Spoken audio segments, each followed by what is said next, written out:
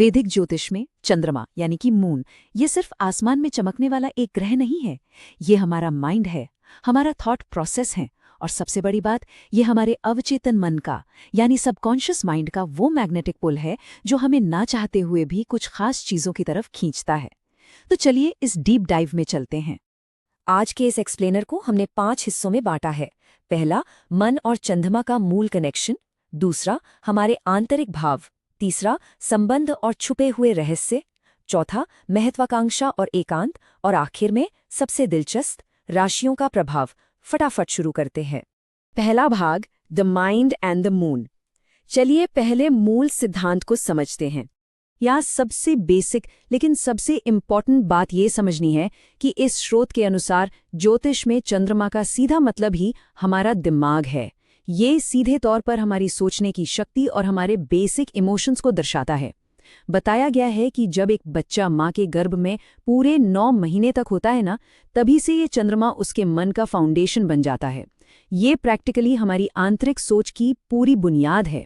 अब इस कॉन्सेप्ट को प्रैक्टिकल लाइफ में समझने के लिए स्रोत में एक कमाल की कहावत दी गई है, दूसरों की थाली में हमेशा घी शक्कर ज्यादा दिखता है। सही बात है ना? ये सिर्फ एक मुहावरा नहीं है, ये हमारे सबकॉन्शियस अट्रैक्शन का एक बहुत बड़ा साइकोलॉजिकल ट्रूथ है। हमारा मन हमेशा उस चीज की तरफ ज्यादा आकर्षित होता है जो ठीक हमारे ऑपोजिट दिशा में है। इस थाली वाले एग्जाम्पल का सीधा कनेक्शन इस रूल से है। रोल बहुत सिंपल है लेकिन बहुत गहरा है। चंद्रमा किसी भी चार्ट में जहां बैठा है, ध्यान दीजिएगा, वहां इंसान का मन प्रैक्टिकली निवास करता है, लेकिन उसका जो ध्यान है, उसका जो आंतरिक आकर्षण है, वो ठीक उसके सामने वाले घर की तरफ यानी उससे सप्तम भाव की तरफ खींचा चला जाता है। ये एक बिल्कुल साइकोलॉजिकल मिरर की तरह काम करता है। अब आते हैं दूसरे भाग पर, द इनर स्फीयर्स, जहां हम पहले 4 भावों के आंतरिक रहस्य देखेंगे। अब यहाँ इन कॉन्ट्रडिक्शंस पर गौर कीजिएगा। पहले भाव में जिनका चंद्रमा होता है, उनका पूरा फोकस आज़ादी और खुद पर होता है, पर अंदर ही अंदर वे अनजान लोगों और पार्टनरशिप्स की तरफ अट्रैक्ट होते हैं, जिसमें स्रोत के अनुसार कई बार बाद में रिग्रेट भी हो सकता है। दूसरे भाव का मन परिवार, अच्छे भोजन और नेचुरली मुस्कुराते हुए चेहरे पर केंद्रित होता है, पर इनका अटेंशन कहाँ जाता है? रहस्यों पर, रिसर्च पर और नुकसान से जुड़ी फिल्मों या कहानियों पर। तीसरे भाव वाले लोग ट्रैवल, राइटिंग और भाई बहनों से जुड़े रहते हैं, पर उन्हें आकर्षित करती है हायर लर्निंग और रिलीजन। और चौथा भाव, दिमाग होता है घर, माँ और आराम में, पर ऐसे लोग अंदर से पब्लिक रिकॉग्निशन और करियर में तारीफ के लिए हमेशा भूखे रहते हैं। वैसे चौथे भाव के बारे में एक और बड़ा ही अनोखा तथ्य बताया गया है। ऐसे लोगों का पानी के स्रोतों के साथ एक अजीब सा, बहुत गहरा कनेक्शन बन जाता है।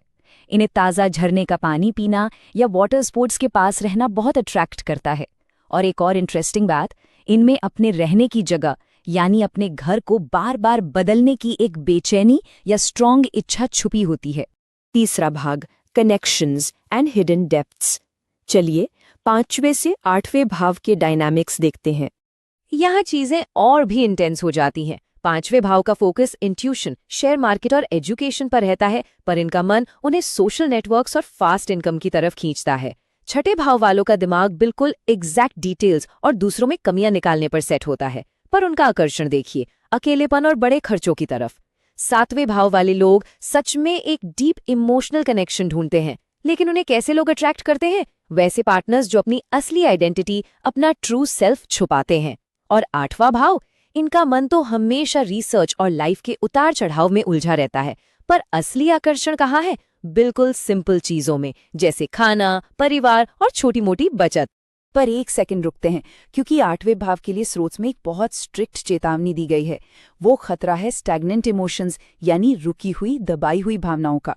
इनका दिमाग एक ही नेगेटिव लूप में फंस सकता है। किसी भी पुराने गुस्से या बैर पर बार बार ओवरथिंक करना इनके लिए बहुत नुकसानदायक बताया गया है। इसलिए आंतरिक शांति के लिए अपने दिमाग से इस गुस्से और ओवरथिंकिंग को रिलीज करना इनके लिए एब्सोल्यूटली क्रूशियल है। आगे बढ़ते हैं चौथे भाग पर, एम्बिशन एंड आइसोलेशन। ये है चार्ट के आखिरी 4 भाव। इन आखिरी भावों में विरोधाभास एकदम नेक्स्ट लेवल पर होता है। 9वें भाव का मन लंबी यात्राओं और धर्म में रमता है, पर ध्यान भटक कर क्रिएटिव स्किल्स और भाई बहनों पर चला जाता है। 10वें भाव में इंसान को बाहर से देखकर लगेगा कि उसका पूरा फोकस करियर और पब्लिक स्टेटस पर है, पर अंदर से अंदर से सिर्फ घर का आराम और अच्छी गाड़ियों की लालसा छुपी होती है। 11वें भाव में सोशल नेटवर्क्स हैं, पर उनका मैग्नेटिक पुल उन्हें फास्ट डिसीजन फील्ड्स और एजुकेशन की तरफ ले जाता है। और सबसे हैरान करने वाला है 12वां भाव। यहाँ मन को मेडिटेशन और एकांत चाहिए। इनका इंट्यूशन कमाल का होता है, पर अवचेतन रूप से ये कॉम्पिटिशन्स, कोर्ट केसेस और एग्जैक्ट डिटेल्स की भीड़ में उलझना चाहते हैं। और अब हमारा 5वां और आखिरी भाग, द ज़ोडिएक साइन इन्फ्लुएंस, यानी अलग अलग राशियों का स्वभाव।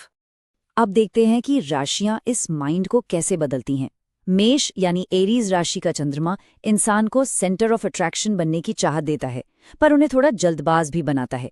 वृषभ यानी टोरस का मन बहुत स्थिर होता है। ये लोग रिस्पॉन्सिबिलिटी तो लेते हैं, पर एक बैल की तरह जिद्दी भी होते हैं। इन्हें उनकी जगह से हिलाना आसान नहीं है। कर्क यानी कैंसर राशि का चंद्रमा ये बेहद निर्मल, प्योर हार्टेड और सेंसिटिव होते हैं। इन्हें टेंशन बिल्कुल बर्दाश्त नहीं होती।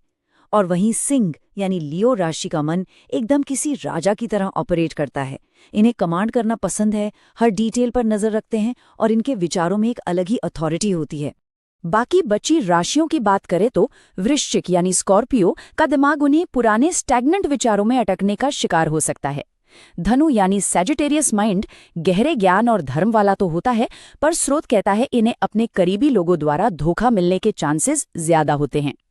मकर और कुंभ, कैप्रिकॉर्न और एक्वेरियस का चंद्रमा माइंड को हाईली इनोवेटिव और टेक फोकस्ड बनाता है, पर साथ ही ये लोग थोड़े आइसोलेटेड या एकांत प्रिय होते हैं। और अंत में मीन यानी पाइसीज, इनके अंदर एक कंप्लीटली डुअल पर्सनालिटी होती है। इनकी कल्पना शक्ति बहुत तेज होती है। सच में इनका मन एकदम किसी समंदर की तरह गहरा होता है। इस पूरे एक्सप्लेनर के बाद एक बहुत ही प्रोवोक करने वाला सवाल पीछे छूट जाता है। जरा सोचिए, अगर चंद्रमा सच में हमारे मन को ड्राइव करता है, तो जब हम आंखें बंद करते हैं तो ये मन आखिर कहाँ भटकना चुनता है? इंसान को अपने इस अवचेतन आकर्षण यानी सबकॉन्शियस अट्रैक्शन को पहचानना बहुत जरूरी है, क्योंकि वही दिमाग की असली मंजिल है। उम्मीद है इस प्रस्तुति ने इस जटिल विषय को बिल्कुल शीशे की तरह साफ कर दिया होगा। अपने आंतरिक मन पर विचार जरूर कीजिएगा। समय देने के लिए धन्यवाद।